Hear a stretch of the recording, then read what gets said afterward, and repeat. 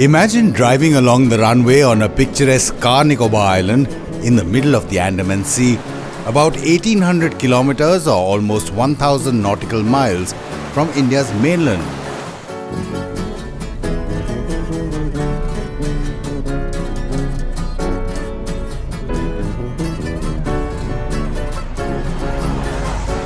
If that isn't mind-boggling enough, imagine if the reason for the hurry is this. An Indian Air Force C-130J Super Hercules aircraft about to take off and do a circuit around the airfield. Or we can do one circuit. We'll do an overshoot at 200 feet. Well, we'll come back here in a while. Since we've got ahead of ourselves, let's rewind to the beginning first.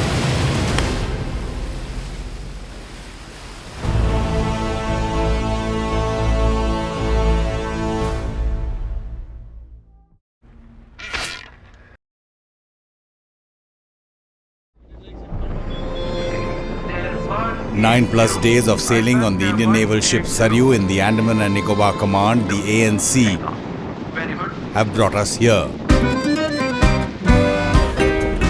On board a tug Abhishek, heading to Car Nicobar.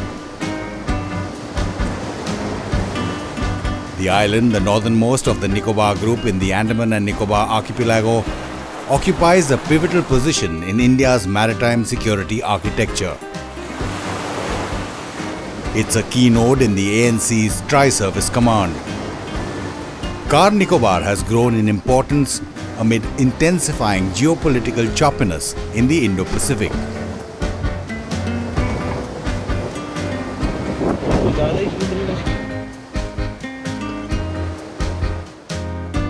The island is roughly 270 kilometers south of Sri Vijayapuram or SVP, the capital of the Andaman and Nicobar Islands, which was known as Port Blair till 2024. It's about 480 kilometers from the western entrance to the Malacca Strait and within rapid reach of Southeast Asian maritime routes. To illustrate Carnic's geographical stature, Chennai on the Indian mainland is roughly 1,870 kilometers or 1,010 nautical miles from the crucial Malacca Gateway. Visakhapatnam is almost the same at about 1,880 kilometers or 1,015 nautical miles. Can you try standing without any support?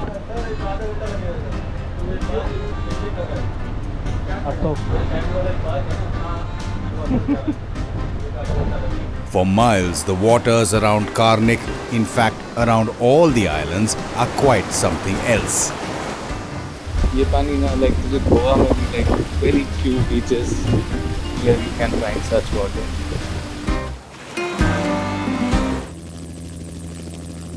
Car Nicobar's location allows India to project power, conduct surveillance and maintain a deterrent posture in the extended region.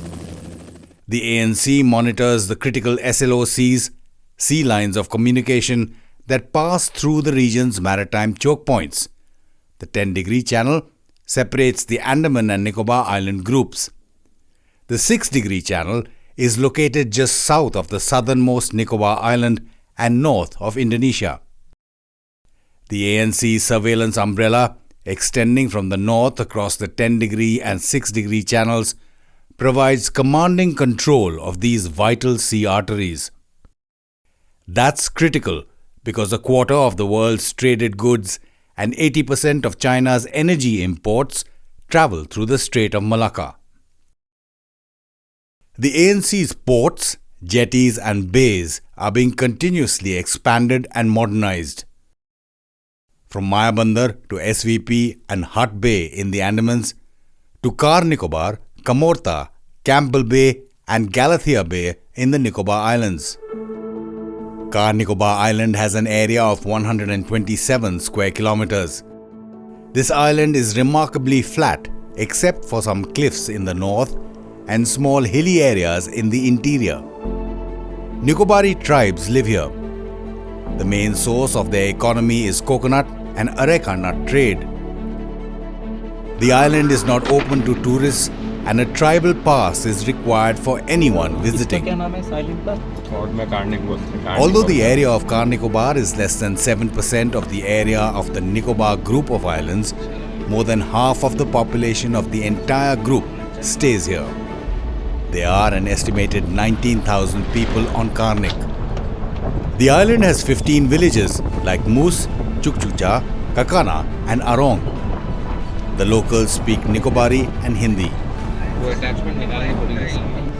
The importance of these islands is highlighted by Beijing's so-called string of pearls strategy, a network of commercial and military facilities from a base in Djibouti to Gwadar in Pakistan, Hambantota in Sri Lanka, Coco Islands and Chokphu in Myanmar, Chattogram in Bangladesh, and a base in Cambodia is designed to secure its energy routes and project power across the Indian Ocean. The ANC effectively disrupts this arc of influence, serving as a critical check on Chinese naval expansion with its own arc of power, as we have named this series. The command also fosters close security ties with Bangladesh and Myanmar, as well as Southeast Asian nations like Singapore, Indonesia, Malaysia, Thailand and Vietnam. Almost all ASEAN countries share concerns about China's assertive behavior. By watching and guarding these waters, the ANC not only protects India's interests, but also acts as a stabilizing force for the entire Indo-Pacific region. India has been weaving its own strategic web, a counter-strategy dubbed the Necklace of Diamonds. This involves building a network of military bases, ports, and strategic partnerships to counter China's growing presence. India's so-called necklace includes the Chabahar port in Iran, the Duqm port in Oman, access to naval facilities in the Seychelles and Mauritius, radars in Madagascar, maritime security measures with the Maldives, Sri Lanka, and strategic cooperation with Vietnam, Japan, and Singapore. Crucial diamonds in this so-called necklace are the Lakshadweep and Andaman and Nicobar Islands. On Carnic, we drive past villages and coconut plantations.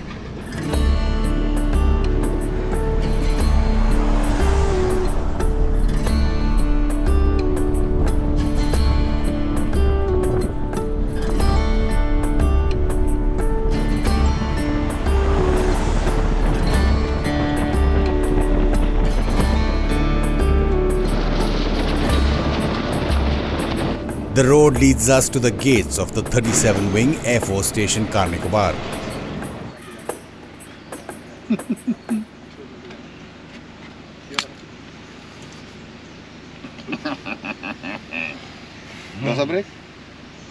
The ANC has 4 main airfields in Diglipur, SVP, Car Nicobar and Campbell Bay. The groundwork has started for a 5th one in Chingen, where a second airfield on the Great Nicobar Island will be constructed.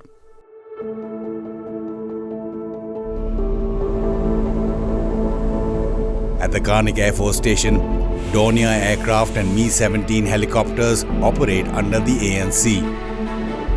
The Tri-Service Command coordinates Air Force squadrons, Naval and Coast Guard ships, and Army units to secure its area of responsibility. The runway was first laid by the Japanese when they occupied it in the 1940s and during the Second World War. The Japanese constructed a 914-meter bitumen runway on Car Nicobar. After the war, the British Royal Air Force, the RAF, utilized the airstrip as a refueling base for flights between Sri Lanka, then Ceylon, Singapore, Malaysia and Australia. Following independence, the Indian Air Force established a staging post at Car Nicobar in the 1950s, primarily serving as a refueling station for aircraft transiting the Bay of Bengal. The first Mi-8 helicopter arrived in 1982, marking the beginning of rotary wing operations. The number 122 helicopter flight, initially equipped with Mi-8s and later upgraded to Mi-17 V5s, was formally inducted in 1985. The base was progressively upgraded, designated a Forward Base Support Unit (FBSU) in 1986, and elevated to a full Air Force Wing 37 wing in 1993. After the devastating tsunami of 2004, it was rebuilt stronger. The IAF extended the runway to over 2,700 meters or nearly 8,900 feet, enabling the operation of larger aircraft and enhancing the base's operational flexibility.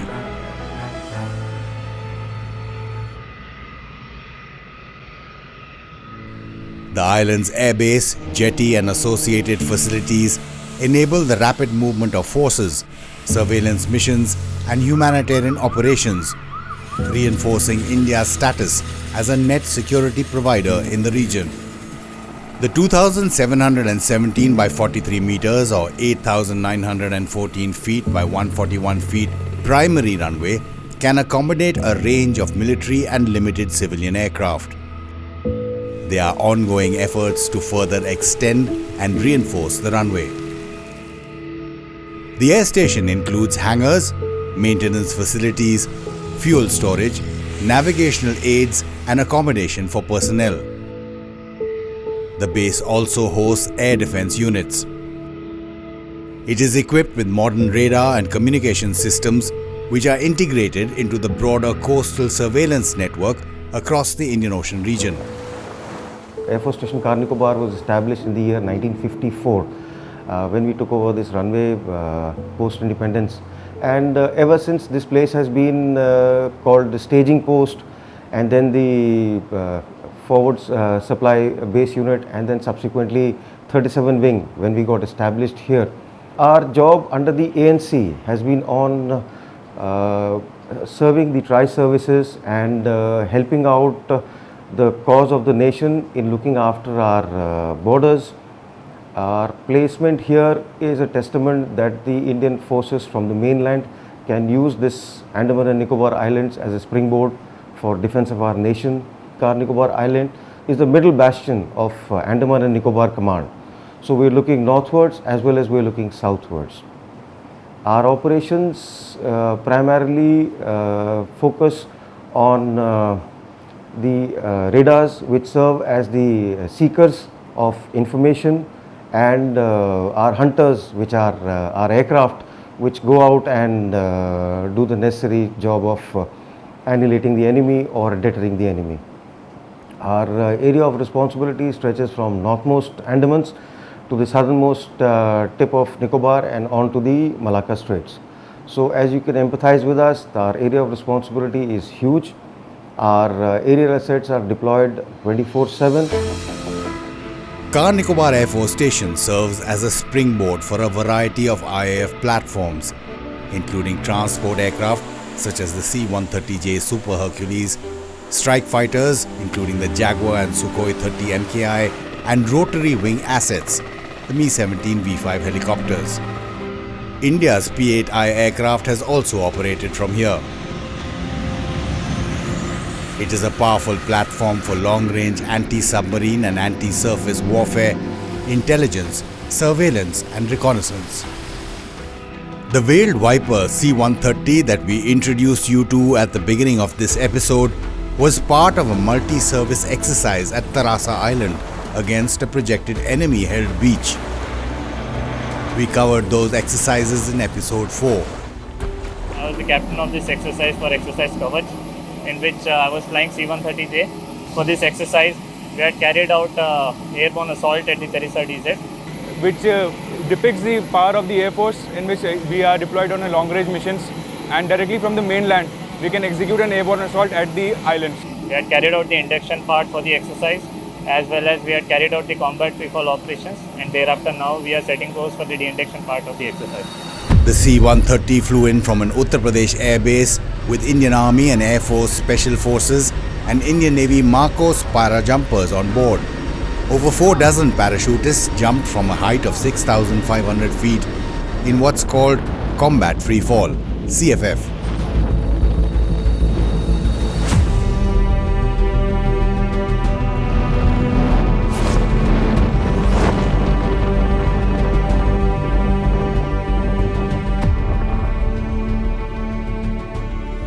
what are the challenges that you have in an operation like this? First thing is what we are experiencing right now, that is the weather.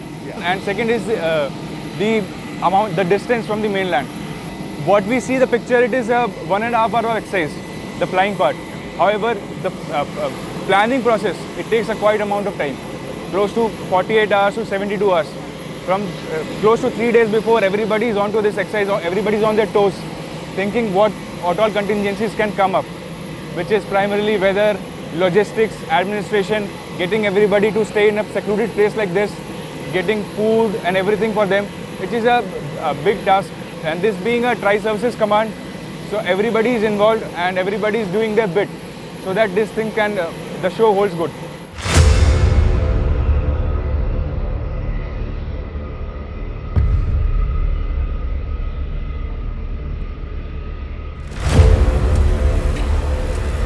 After the show, the Super Hercules and the forces in it are returning to their base in UP.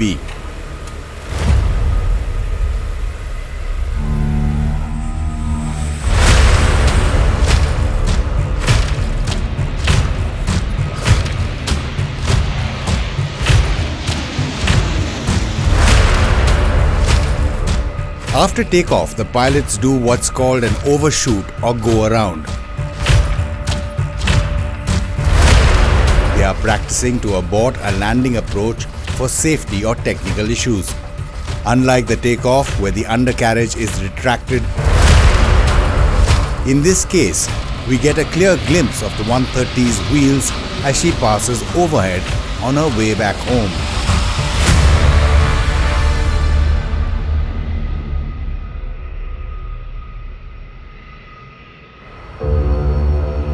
While we are positioned around the runway, an AN-32, the workhorse of the IAF, also takes off.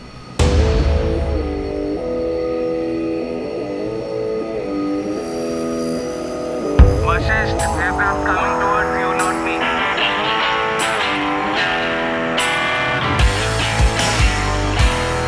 Now it is coming towards me.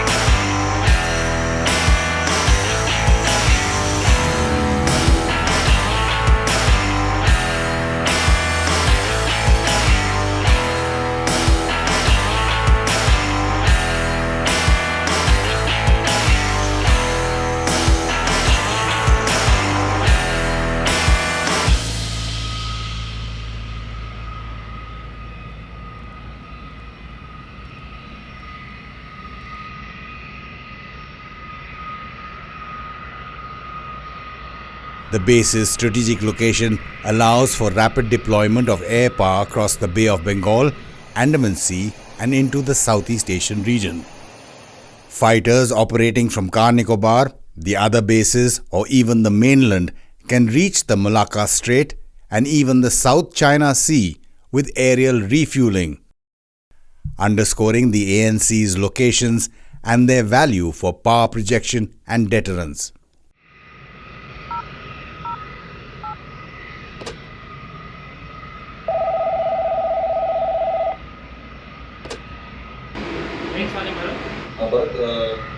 Launch the middle aircraft, inform the crew, available in mission ready room. Take off out there and inform DSS that get aircraft ready. Call in day 1. Takeoff time would be 1430. Okay, immediately. Let's. Let's.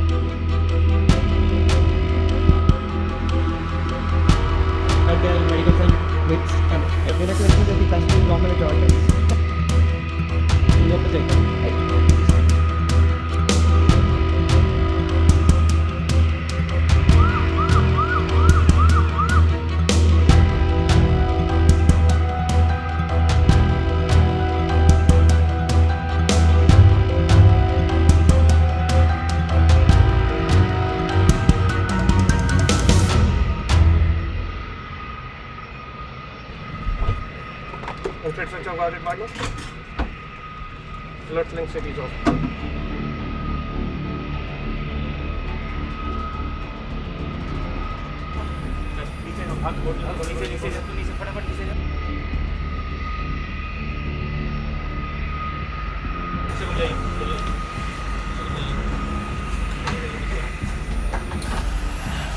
Fire protector check position, ALT switched on, right selection not click cable, battery gone on.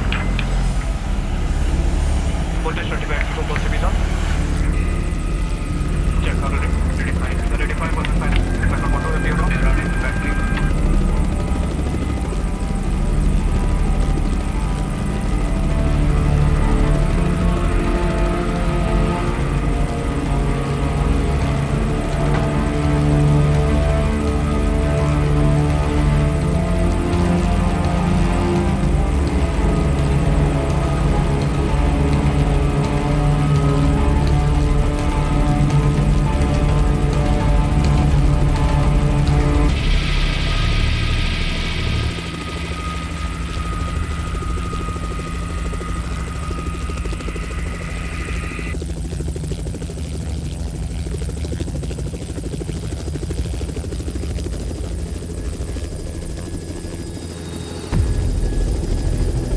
The number 122 helicopter flight, known as the Flying Dolphins, has been based at Car Nicobar since 1982.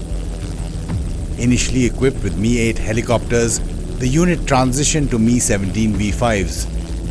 Its primary missions include search and rescue, SAR, humanitarian assistance and disaster relief, HADR, VIP transport, and logistical support to remote islands.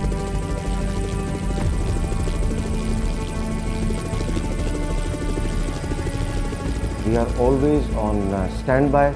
Time is testimony to the fact that our boys have picked up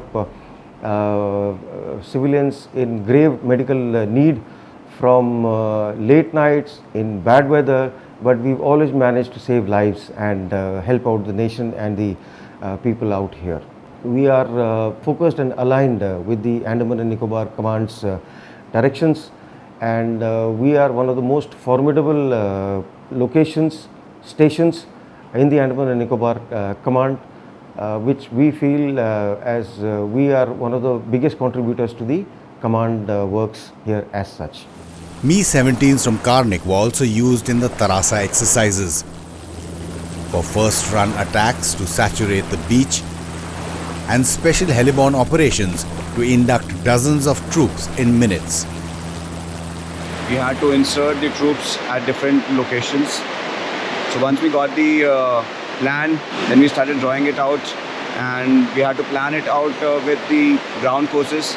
Once we had done that, then we went into the planning per se, which is literally very complex because we are flying over the water. And then we went to those locations. We had to undertake the training of the boys who are going to execute it.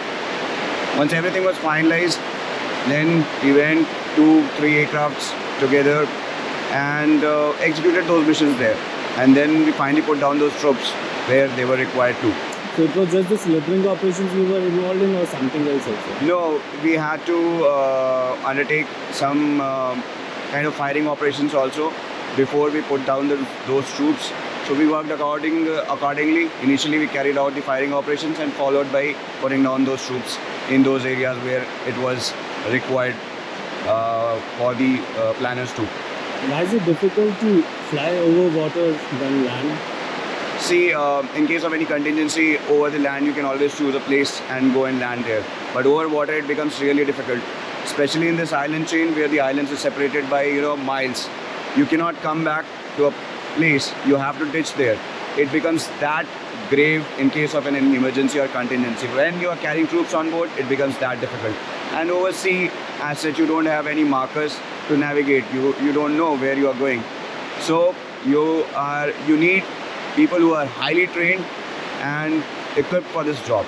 Other than that, the aircraft, you needed something like Mi-17 V5, which we are flying, is a top class aircraft with all the avionics on board, and it can do myriad of roles, right from slithering to armament, as you must have seen. The 122 helicopter flight is also known as the lifeline of the Andaman and Nicobar Islands. This unit is the only operational combat unit of Indian Air Force in these islands. The AOR of this unit stretches from 400 nautical miles across the 570 islands in Andaman Nicobar AOR. This flight is very unique, unlike any other helicopter unit or establishment that flies for the Indian Air Force or for the armed forces. We are the one who fly over the seas and make sure that the waters are protected, as well the islands which are remote as well as not inhabited are secured at all given points of time. We are equipped with the latest of Mi-17 V5 helicopters who are capable of not only giving a punch at enemy, however also carrying out surveillance, recce and various other roles that we are tasked for. We operate with all the services, whether it is Coast Guard, Navy, the Special Forces, Army, and ensure that we are trained together and we are ready to fight the war together.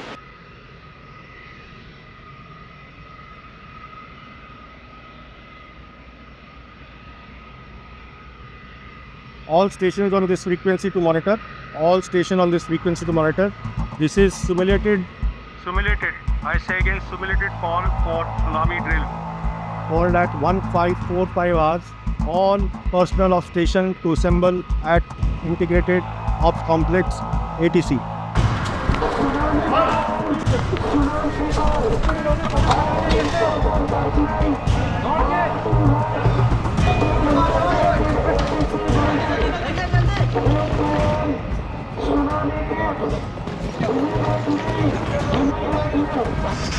Sometimes the war also needs to be fought against the fury of nature. The island has regular tsunami drills to ingrain survival strategies for if and when the big one hits again.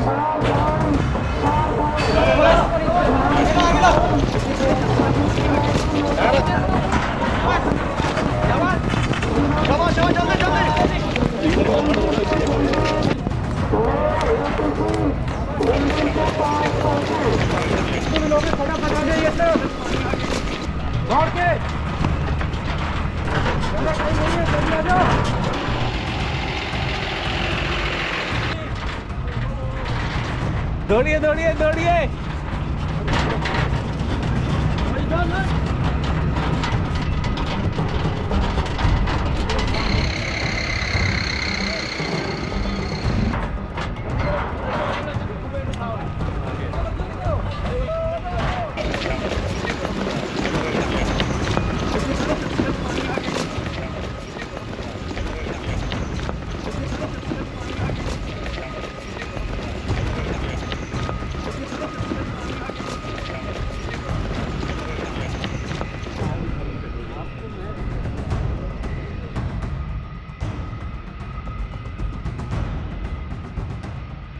Kindly go and check the structural stability of the ATC building so that all the people can be taken up, as tsunami is already about to hit the base. The Richter scale of the earthquake response has been told us to be at 7.5.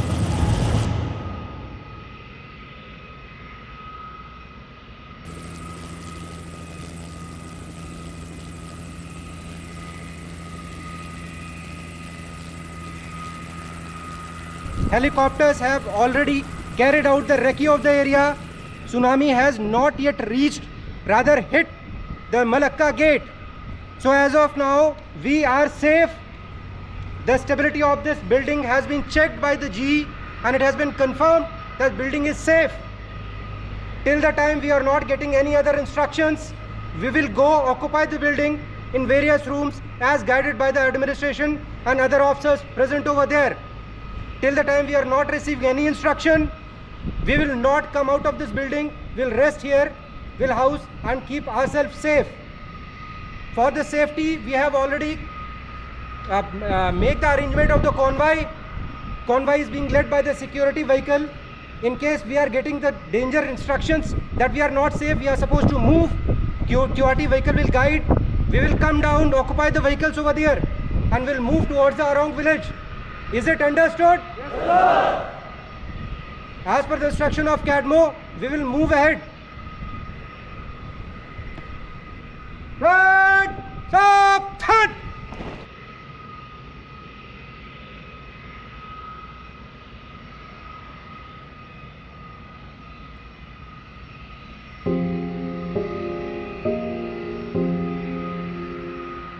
The big one, a 9.1 magnitude undersea earthquake centered off Sumatra, unleashed a wall of water that slammed into the Nicobar archipelago within minutes.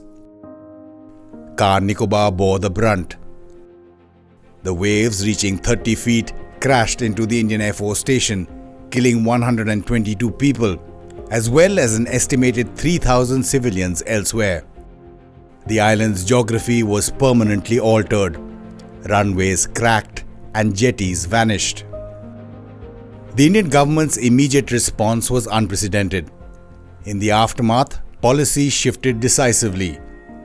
The Disaster Management Act of 2005 created the National Disaster Management Authority, embedding preparedness into governance. Early warning systems were installed across the Indian Ocean.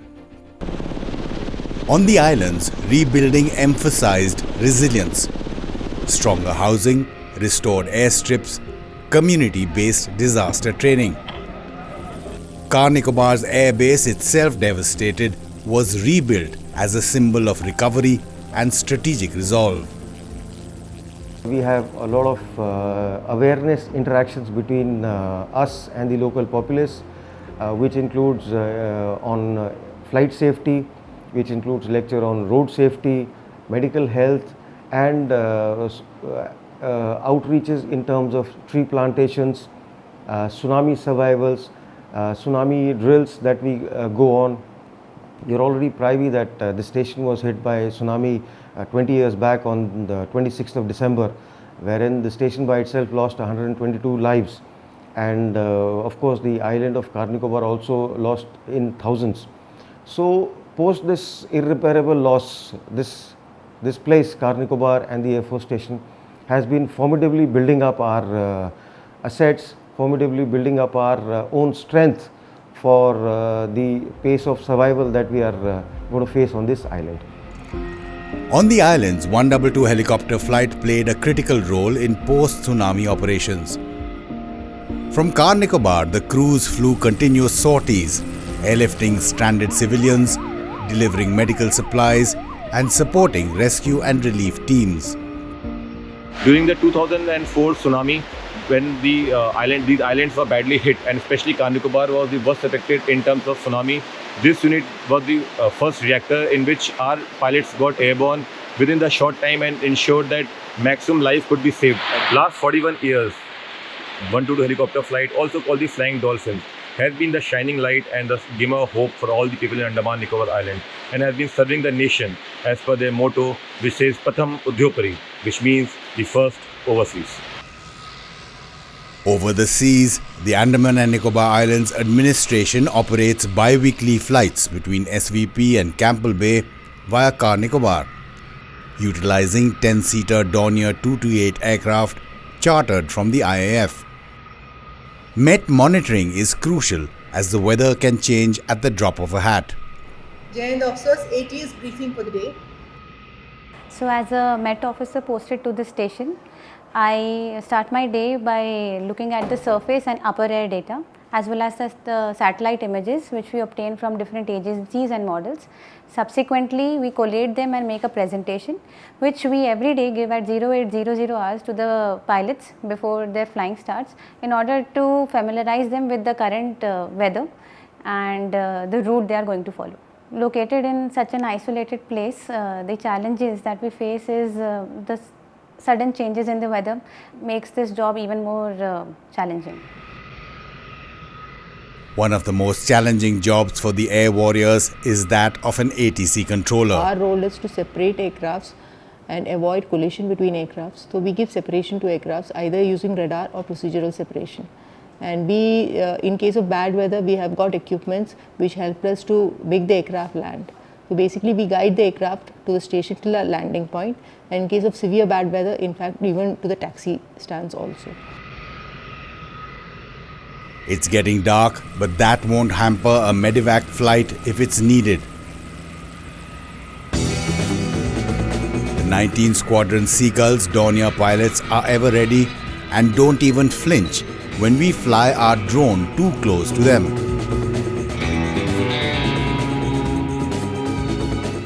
We We of course apologize profusely for almost shaving their eyebrows in the fading light.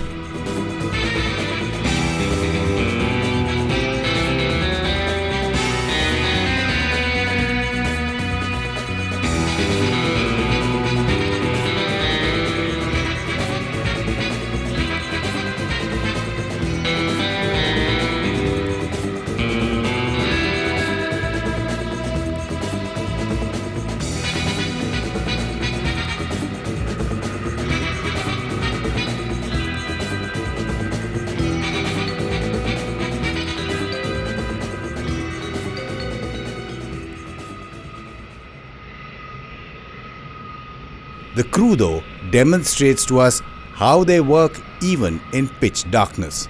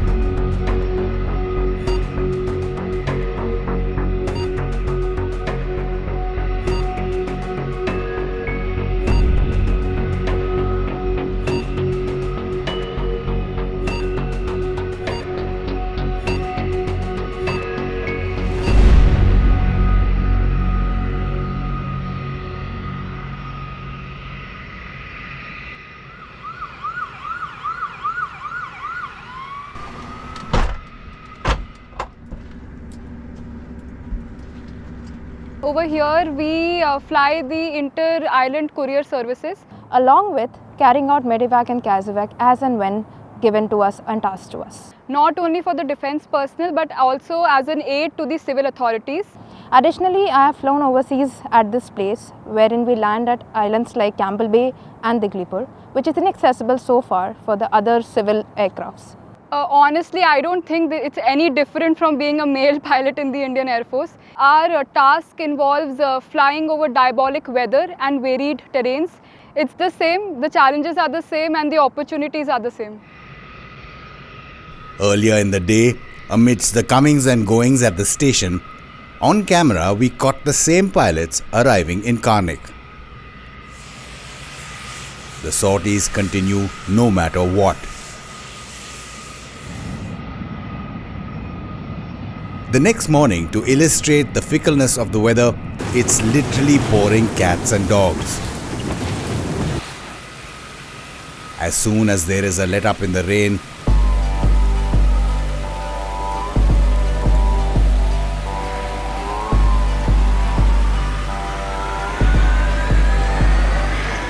a gentle rainbow welcomes a Dornier landing.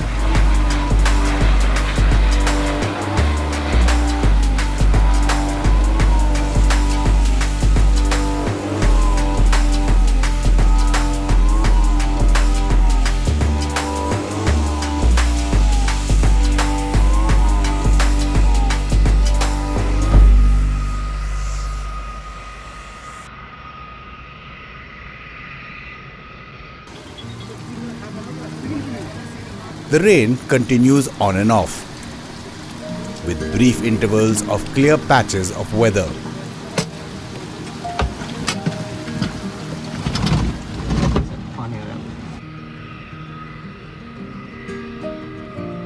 We also meet, greet and make a new four-legged friend. What's your name? Rolex. Rolex. What's your logo? Hi. Hi. Hi, Dodo. Hi, Rolex. How are you? Like the rain? Like the rain? Oh, like the rain? Yes?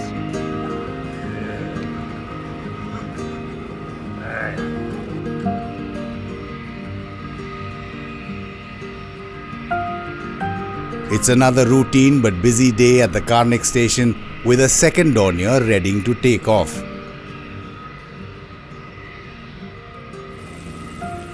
Pawan Hans helicopters also provide regular services connecting the islands.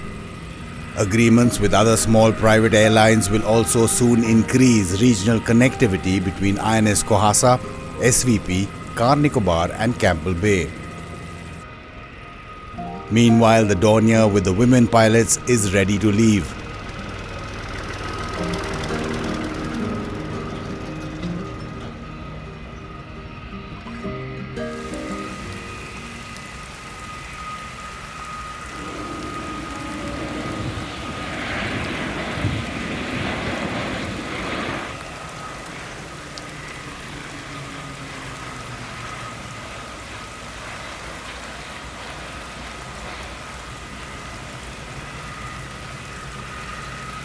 After filming this last takeoff on Carnic, we rush to the jetty. An Indian Coast Guard ship, Vijit, is waiting to take us further south in the Nicobar Islands. That means we also have a rushed view of Japanese wells on the island. Deep within the lush interior of Car Nicobar lies a paradoxical legacy of World War II. Constructed during the occupation, these wells were blasted to sustain thousands of troops. Decades later, they still offer an intriguing gift: clean water in the middle of a salty ocean. The secret is geology. Carnic is a coral island composed of porous limestone. Rainwater percolates through this coral rock, which acts as a massive natural filter, trapping sediments and impurities. This fresh water, being lighter than seawater, floats on top of the saline groundwater. The rush to the jetty unfortunately means we don't have time to visit the Tsunami Memorial. Sir, the ship has weighed anchor, sir. They are already underway. Though brief homage is paid at an IAF memorial.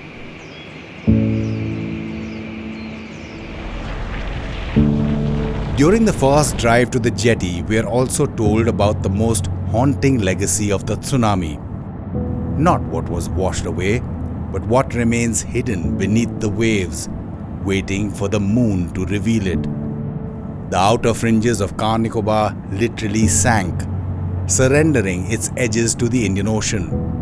वहाँ तक मतलब ये जो boundaries थे वहाँ तक थे, उसमें सुनामी के बाद आगे आने लगे. तो अब ये जो बचा है ये इसका होता क्या है? ये लहरें पीछे जाती ही नहीं है वो कंस्ट्रक्शन? नहीं, ऐसे ही आगे ही रहता है. मतलब समंदर आगे आ चुका है एक्चुअली. लेवल बढ़ चुका है उसका. लेवल बढ़ चुका है. ये भी ग्लोबल वार्मिंग से ही होगा या जो भी? इन्हें भी सर देखा है तो ईयर बाई ईयर आगे आता ही जा रहा है पानी. तो ऑलमोस्ट आइलैंड्स का तो वही ट्विस्ट है कि मतलब धीरे धीरे करके सी अपना ये लेता जाता है.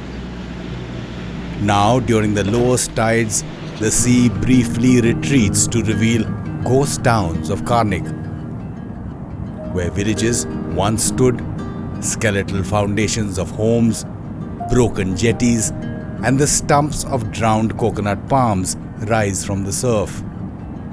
For the locals, low tide is a solemn visitation, a fleeting window to walk among the footprints of lives that vanished in a flash. We may have missed the ghost towns on this visit, but that just gives us reason to return. Before we travel further down south, while we leave Carnic, the island reminds us that it stands as both memorial and sentinel. A place where paradise met tragedy, and where India learned to transform loss into a blueprint for resilience. From our earlier travels with the Indian Navy, we are now shifting to the Coast Guard ship Vijit for our travels further south in the ANC's Arc of Power. Thank you, sir. Thank you, sir. Thank you, sir. Thank you, sir.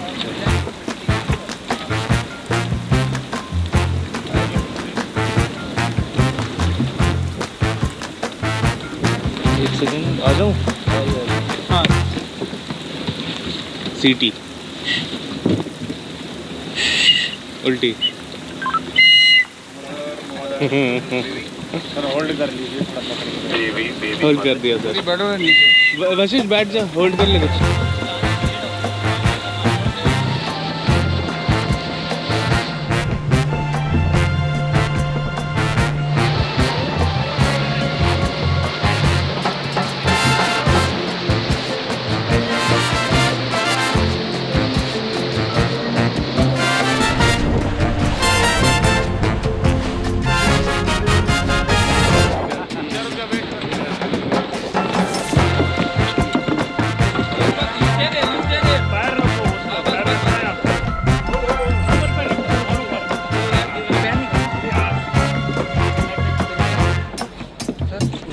adventures continue, with the ocean having a lot more in store for us.